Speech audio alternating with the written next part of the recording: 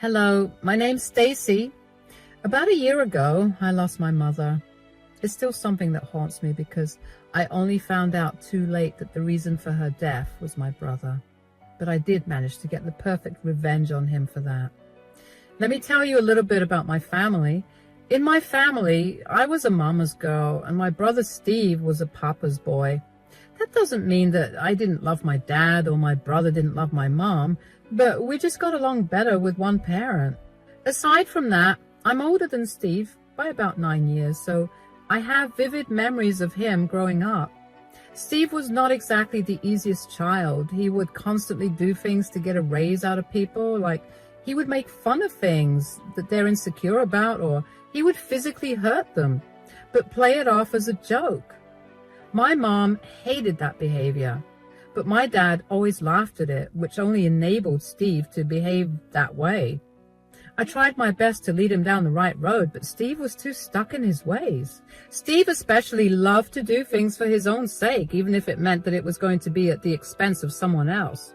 Since Steve was only 9 years old when I left for college, he practically grew up a single child, and that only made those behaviors worse.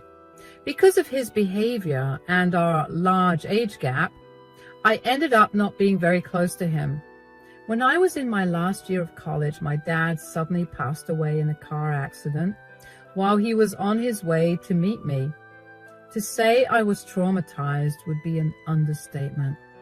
I could not get over the fact that if it wasn't for me, Dad probably would have been alive. I ended up dropping out of college just before my last semester, and from there, I lived a pretty sad life. I had no degree to my name, nor did I have many skills. I somehow managed to find a minimum wage job that fit me, and that's where I've been working for years. I live paycheck to paycheck, and I live in a small studio apartment. It's not a lot, but I'm happy with what I have. Steve, however, went on to not only finish his undergraduate degree, but also do his postgrad. He landed himself a great job and he got married to his college girlfriend. The two of them made more than enough together, so they bought a house together and were planning on having kids. I still didn't have a great relationship with Steve, but because my mom would insist on us meeting her at the same time as part of family time, I knew what was happening in Steve's life. We gradually became closer, but still not as close as regular siblings are. Still, I was happy that I had everything I needed: family, shelter, food, clothes. And this is how it was for years. But then one day, I got a call from the hospital telling me that my mom had had a really bad stroke. I don't even remember what happened after the phone call because my entire mind felt so fuzzy. I must have rushed to the hospital because I got there pretty quickly after the call. She was in a coma. The doctor said that there was no way of knowing when she would wake up. So I prayed really hard every day that she would wake up that day. I made it a routine to go and visit her every single day. One day I decided to go to Steve's place because I really felt alone. We hadn't had a proper chance to talk, and I wanted to feel some sort of support from my family. When I got to Steve's place, he greeted me at the door. "Hi, Stacy, come in." "Hello. How are you holding up?" "Not very good. What about you?" "Not very good either. I never thought that we could just almost lose Mom like that." "Yeah, it feels unreal." "I mean, I know that she's an old lady, but she had always been so full of life that to think that she could have almost gone is so scary." "I know. I haven't been able to sleep or eat. I visited her at the hospital today. She's still in a coma, but the doctor told me that she might not be able to walk properly and her cognitive functions will be affected. She's essentially going to be like a child now." "Yeah, I heard that too. What do we do?" "I looked into nursing homes and they're expensive to say the least. I spoke with her insurance and they won't be covering that." "I looked into that too, and while I saw some cheap ones, I don't exactly trust those. Besides, I've read too many horror stories about nursing homes, so I don't trust them anymore. I don't want Mom to suffer more than she already has. I agree. So we'll have to move her into one of our places. Well, you live in a studio apartment. I don't think you'd be able to take care of Mom there. I know. I could move, but breaking this lease would be very difficult. And I also don't have that kind of money to move. Don't worry about that. Penny and I will gladly take Mom in. We'll be her guardians and caretakers. Really? It'll be a lot of work. We could hire an at-home nurse to help. There's no need for that. She's our mother, so we have to take care of her. Yeah, you're right. But it's still going to be a lot for you. You're going to have a raise in your expenses, and aside from working, you'll be even more exhausted. Besides, Penny and I are living more than comfortably, so we'd be able to afford a lot more for Mom. We also have cameras inside the house, so it's very secure. We'll install a camera in Mom's room too, so we can always check in on her when we're not in her room. I work from home, so I'll be more than able to care for Mom. All right then. You can take Mom in. I'll drop by every day to spend time with her. I'll help you out any way that I can. That's fine. You focus on working and saving up. I'll make sure Mom gets so well taken care of that she'll go right back to being her usual self. I hope that she'll be fine. I can't wait to see Mom smile and hear her laugh again. This was the biggest mistake I made. If I had just tried harder to convince Steve to get an in-home nurse, my mother would not have faced the fate she did. My mom woke up a week after that conversation with Steve. Her cognitive abilities were impaired and she needed constant care as a result. As decided, we moved her into Steve's place. I would visit her once or twice a week, and I would make sure to spend as much time as I could with her. This is how it was for a few months until Steve called me, sobbing hysterically. I immediately knew that something was wrong with Mom. My heart was racing like crazy as I drove over to Steve's place. When I got to his place, I took one look at his face and knew that the news he was about to give me was going to be beyond devastating. What's going on? I got here as soon as I could. Stacy, you need to brace yourself. What's happening? Please tell me. I got here as fast as I could. Is Mom okay? No. She's been getting worse. How? What's wrong with her? Her blood pressure, cholesterol, sugar levels are way too high. Nothing is bringing it down. The doctor told us that at this rate, her organs are going to shut down and she'll pass away. No. How are her levels so high? Are you not taking care of her properly? I told you to hire an at-home nurse. We have no idea why they're so high. I promise you I'm taking care of her to the best of my ability. I've been doing whatever the doctors have told me to do. You can ask Penny about it too. How long has the doctor given her? He said that she has at best 2 weeks, but there's really no guarantee about whether she'll even live that long. No, this can't be. I'm so sorry. I feel horrible. I can't help but feel like a failure. I've been doing everything I can to make sure she gets better, but I couldn't do it. No, I'm sorry for blaming you immediately. I've seen the way you took care of her, so I know you did a good job. I'm just really shocked and scared. I don't want to lose Mom. She's my favorite person in the entire world, and I know that's weird to say as a 40-year-old woman, but she's really my best friend. I can't believe that my time with her is going to be cut short this way. I feel the same way. This is not what I expected. I never had too close of a relationship with Mom, but these last few months of caring for her made me feel a lot closer to her. I don't want her to go either, but are we absolutely sure that there's no way for Mom to get cured? Surely there are some medicines or procedures that can be done to help her out. We could admit her back into hospital. I checked with the doctor and he told me that it was too late to do anything. Her body's way too stressed out with the levels and her organs have already been affected. There's nothing more to do than wait for her to go. This can't be. There has to be another way. I know you're hurting right now. I feel the same way. I'll tell you what. Why don't you come to stay with us for the next 2 weeks? We have a spare bedroom for you, and you can spend as much time as you can with Mom. I would appreciate that. Okay, I'll go prepare dinner for us. You can sit with Mom in her room. I felt so hollow when I found out that my mom was not going to be with me for long. A part of me was so mad at Steve for not hiring a professional to take care of her. He had the money to. And if he was that stingy, I would have happily worked extra hours to contribute my share for her care. Regardless, I was glad that Steve offered me his place to stay because I wanted to spend all the time I could with Mom. I knew that she was barely able to understand what was going on around her, but just knowing that I could still be of some help to her was more than enough for me.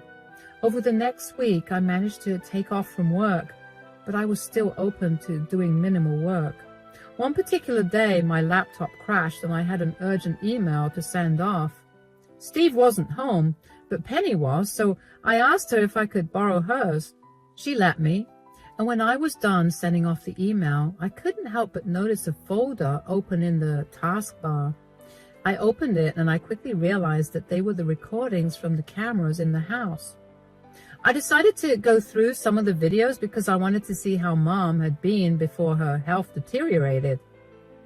That was when I found a video of Steve cooking in the kitchen. At first, I thought nothing of it until I realized that he was making my mother's food. He added a heap load of sugar to her food and also added a lot of butter and oil to the other things he fed her, all of which were bad for her.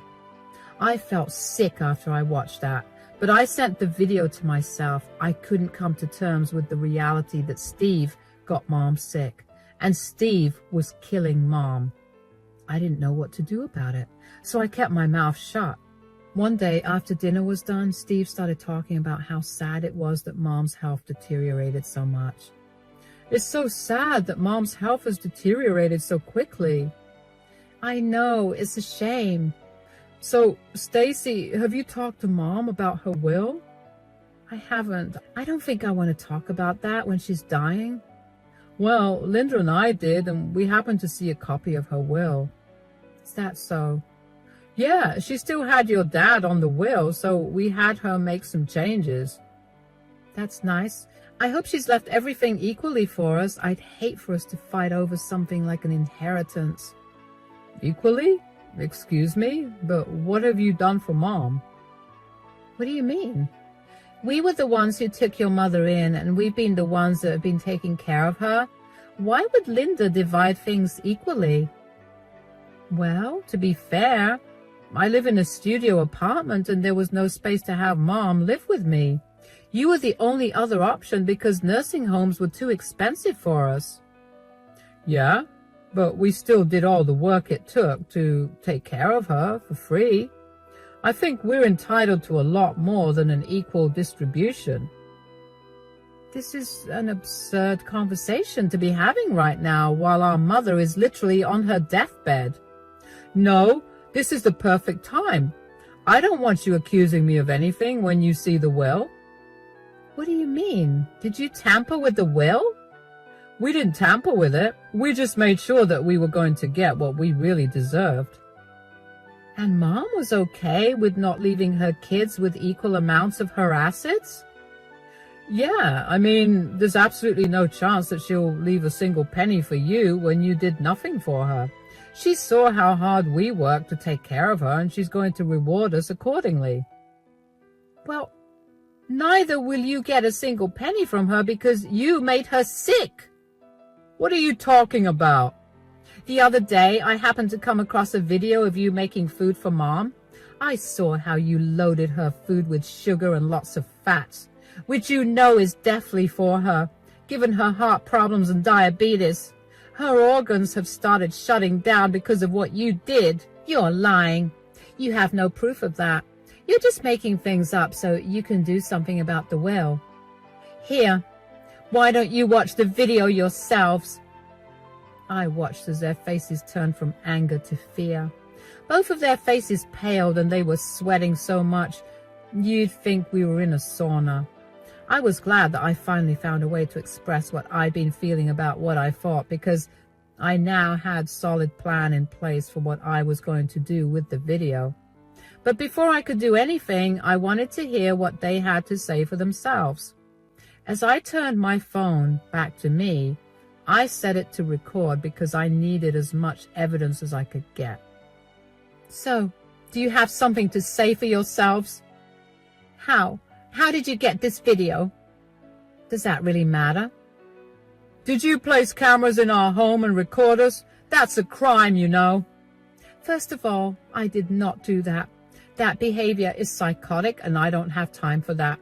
Secondly, this was a recording from your own cameras. And lastly, even if I did plant cameras in your house and watch you, how is that more serious of a crime than you making Mom sick to the point of her dying? So you went through our devices to get this footage. That's an invasion of our privacy. Also, we hid that footage. How did you even get access to it? I didn't purposely go through your devices. I literally happened to stumble upon it one day while I borrowed Penny's laptop for some emergency work. The hidden folder was open and I found it. You had no right to do that. And you had no right to kill my mother. We didn't kill Mom. You practically did. You made Mom so sick that now she won't be able to recover. It's just a matter of time before she's no longer with us. So what? Did you tamper with Linda's will? No, Mom hasn't been in the right state of mind to edit her will again, but I will contest the will when she passes away. I bet the judge will be shocked to see this evidence. No, you can't do that. Why can't I do that? Mom worked so hard her entire life to provide for Steve and me. You guys chose to slowly poison her all because of your greed. Please, don't expose Steve. He's your brother. Please think of what this would do to his future. His future? Mom was supposed to have a longer future that you guys robbed. Who cares about his future when he killed Mom? She's not dead yet. I'll make things right, I promise. How in the world will you do that? You know what her doctor said. She has until the end of this week and then she's gone. You did this to her. Stacy, I'm sorry. I'll give you all the inheritance. Please, just keep your mouth shut about this whole thing. I'm begging you.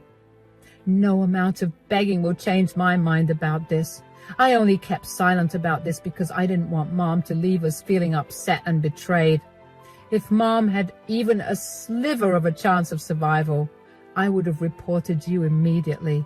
After she's gone, I'm going to make your lives miserable. I will never forgive you guys for what you did, and I hope that you get punished in the worst ways possible. I got up and went into Mom's room after that. It felt good to finally let them know that I knew of what they'd done. Of course, only Steve was in the video, but from the way that Penny was defending him, I knew that she had known of his actions. What hurt most was that she was okay with what Steve had been doing. For the rest of the week, I avoided Steve and Penny. They kept trying to talk to me about changing my mind. At some point, Steve even got on his knees and told me that he would give me as much money as I wanted for me to keep my mouth shut about the video. When I refused to budge, they got angry. One night, I even caught the two of them trying to delete the video from my phone while I was asleep. I yelled at them a bunch for doing that, but I couldn't help but feel a little upset at how stupid they thought I was. That video was incriminating evidence, and there was no way I was going to store it on my phone only and not have it backed up in multiple hard drives and devices. I went back to ignoring them after that incident, and finally, they ignored me as well. They must have convinced themselves that I would not report Steve, because when Steve got arrested, about 2 weeks after my previous conversation with Steve and Penny, where I revealed that I knew what they'd done, my mother passed away in her sleep. I was glad that she had a painless death, but it did not erase the pain I felt from her leaving. Even though I hated Steve's guts, I still acted civilly with him while we planned the funeral. It was a day that was filled with lots of pain and comfort at the same time. I got to meet a lot of family that I usually didn't get to see, and I got to bond with a lot of them again, which was the only thing that got me through the funeral and the wake. I say that because I had to watch Steve cry and pretend like he loved our mother. Everyone flocked to console him, and seeing him that way, but knowing that he'd been the one to kill my mother, made me see red.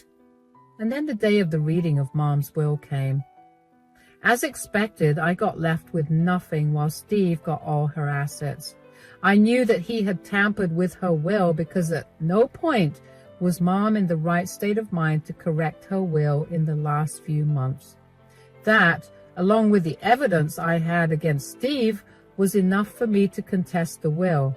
Steve got really mad at me for doing that, and he then tried to beg me yet again to not bring up the video, but I blocked his number. I got myself a good lawyer who was willing to work for a very reasonable rate, and I gathered all the evidence that I could against Steve.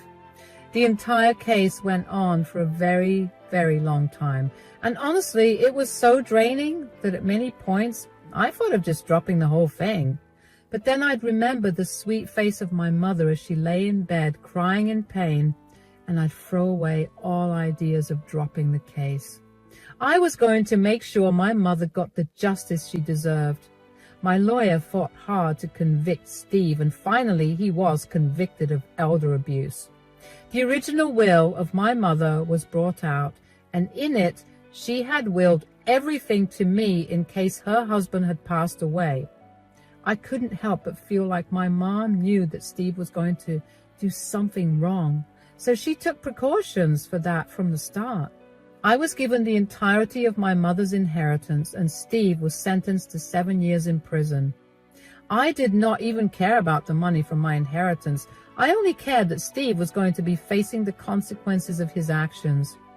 I waited until I saw Steve exit the courtroom in handcuffs before rushing out.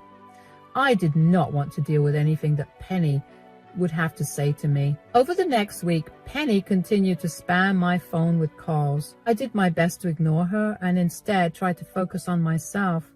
But every time I sat down to think for myself, Penny would keep calling me.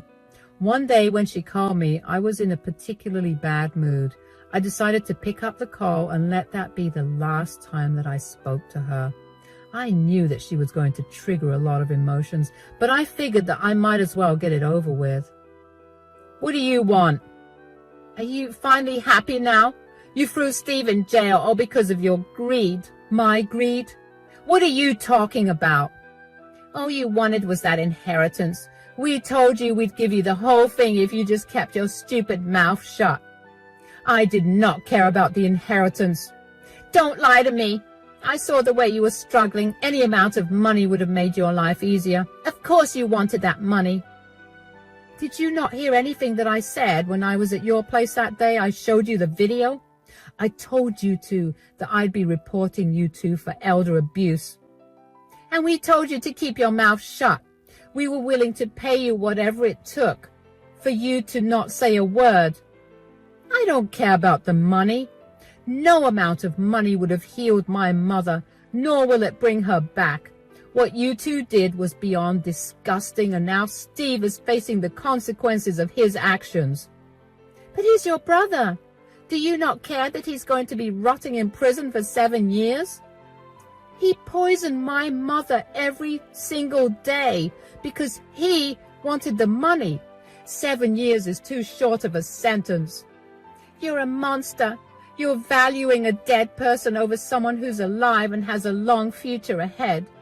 The only reason my mom is dead is because of Steve. Stop denying it.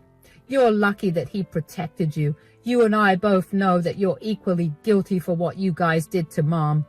I didn't have any evidence of you hurting Mom, so that could not be proven. I hope that your life only goes downhill from here. You don't deserve any happiness. You've ruined mine and Steve's lives. Do you even know what's been happening because of your selfish actions? My family has abandoned me. The rest of your family has disowned Steve and has been blasting my phone with texts on how disgusting we are. Steve got fired, and now that he has a criminal record, it'll be extremely hard for him to get another job. I'm barely making enough to cover my expenses, and when Steve finally gets out, I won't be able to support both of us. This is all your fault. Stop blaming me for what's happening to you. You and Steve chose to hurt my mother. Neither of you cared about how she felt or the pain that she must have gone through because of your selfish desires. Whatever you're going through right now is a result and consequences of those actions. You can live in denial for as long as you want, but at some point, you're going to have to face reality. You and Steve killed my mom. Never contact me again. I don't care about either you or Steve, so I don't care about what you're going through either.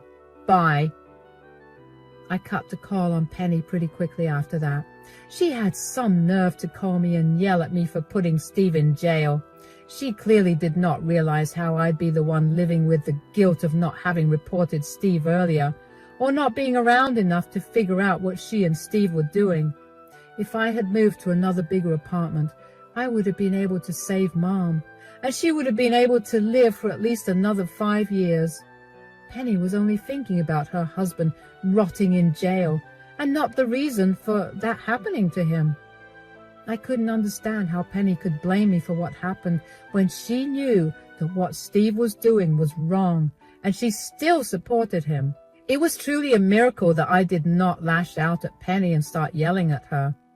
Anyway, that conversation made me realize just how many of my feelings I had suppressed.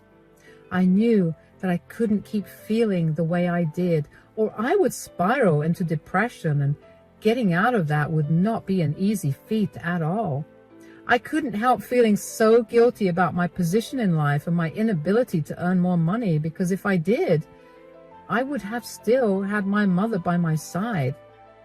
I decided to start therapy, and after a few months of it, I decided to give life another shot. I applied to a community college that allowed me to transfer my credits from years ago, and within a few months, I had graduated. I managed to land a better job, and I'm doing much better for myself. As for Penny, she's been excommunicated from her family. A lot of them reached out to me to both apologize for Penny's actions and involvement in my mom's death, and to also applaud me for putting her and Steve in their rightful places. She tried to contact me several times after we last spoke, but I didn't want to relive the past constantly, so I blocked her. I don't know how Steve is, because I was firm on not wanting to be a part of his calling list. The rest of our family also did not want to be in touch with him. As a result, none of us really knows how he's doing. Whatever it is, I'm sure it can't be good. I know that I'm in a better place now, and although my mother's death still saddens and hurts me, I've learned to accept that there was not much I could do for her given my situation. I'm just glad that she got to leave before she saw what happened to Steve. It'll be a long while before I get used to not having Mom around, but after seeing my progress right now, I know I'll get there for sure. Thank you for listening to my story.